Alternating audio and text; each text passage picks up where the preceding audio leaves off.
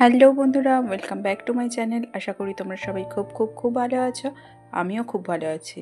আজ আমি এসে গেছি পুরনো দিনের একটা রান্না রেসিপি নিয়ে, যেটা হয়তো তোমরা সবাই জানো। সেটা হচ্ছে তিল বাটা রেসিপি। তিল বাটা রেসিপি শুরু করার আগে তিল বাটার উপকারিতা অবশ্যই আমি তোমাদের সাথে শেয়ার করতে চাইব। সেটা হলো তিল হচ্ছে প্রোটিন, ভিটামিন আর খনিজে ভরপুর, যেটা কিনা অপুষ্টি ও শারীরিক দুর্বলতা দূর করে। ওমেগা 3 ফ্যাটি অ্যাসিড ক্ষতিকারক কোলেস্টেরল কমায় এবং হার্ট ভালো রাখতে সাহায্য করে। হাড়ের ক্ষয় কমায়, হাড়কে শক্তিশালী করে তোলে।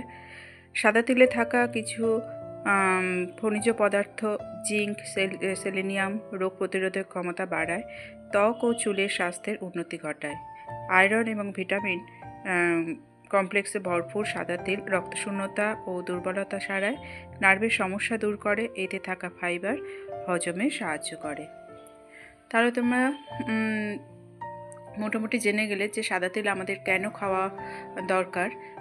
এরপরে দেখো, সাদা তিলটাকে আমি একটা কড়াই দিয়ে একটু ভেজে নেব, মানে খুব বেশি ভাজবো না, মোটামুটি কালার চেঞ্জ হওয়া পর্যন্ত এটাকে একটু নাড়াচাড়া করে নেব।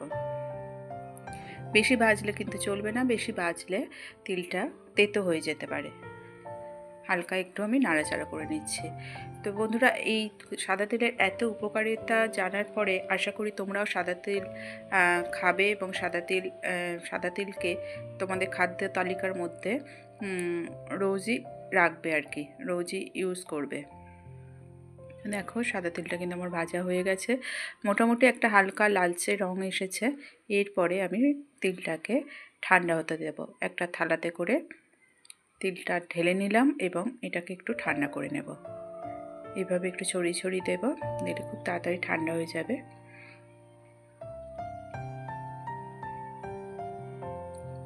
তিলটা ঠান্ডা হওয়ার পরে একটা মিক্সিং জারে আমি এগুলোটাকে ঢেলে নেব। তোমরা চাইলে এটাকে শিলনোড়াতে বাটতে পারো, আমি মিক্সিং জারে করছি। এভাবে নেওয়ার পরে আমি এতে দিয়ে দিচ্ছি 7-8 কোয়া রসুন ছাড়িয়ে এতে আমি দিয়ে দিচ্ছি। তার সাথে দেব 3-4টে কাঁচা লঙ্কা চেরা দিয়ে দিচ্ছি পরিমাণ মতো লবণ।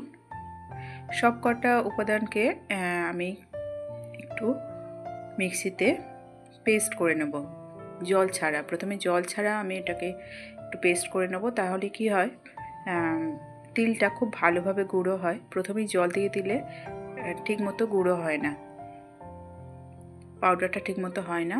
দেখো, প্রথমে আমি একটু পাউডার বানিয়ে নেব।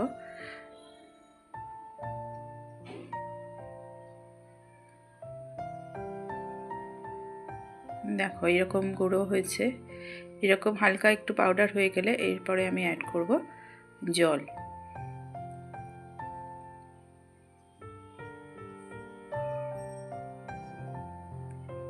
অল্প করে জল অ্যাড করব।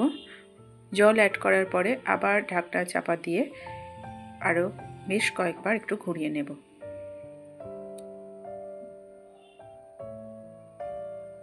এরপরে আরও একটা উপাদানের সাথে আমি অ্যাড করব, তোমরা চাইলে নাও করতে পারো। আমি টেস্টের জন্য এটা ইউজ করি, সেটা হচ্ছে সর্ষে।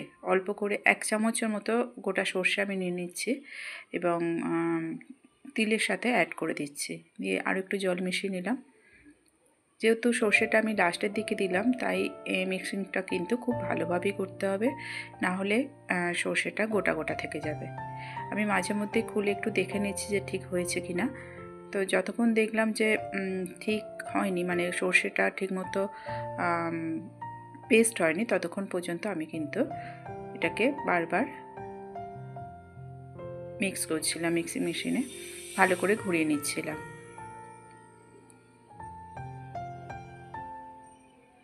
এবারে আমার পেস্টটা হয়ে গেছে।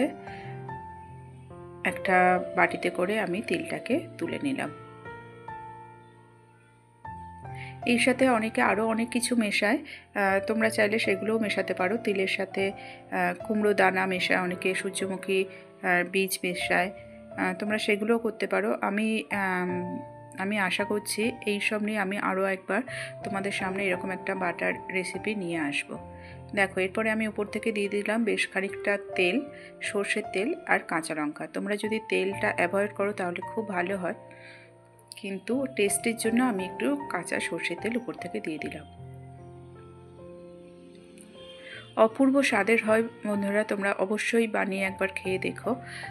খেয়ে দেখার পরে আমার চ্যানেলে এসে অবশ্যই জানিয়ে যেও তোমাদের কেমন লেগেছে। খুব টেস্টি হয়, গরম ভাতের সঙ্গে জাস্ট জমে যায়। শুধু সাদা তিলের নাড়ু কেনই খাবো আমরা সব রকমভাবে তিলকে কিন্তু ইউজ করতে পারি।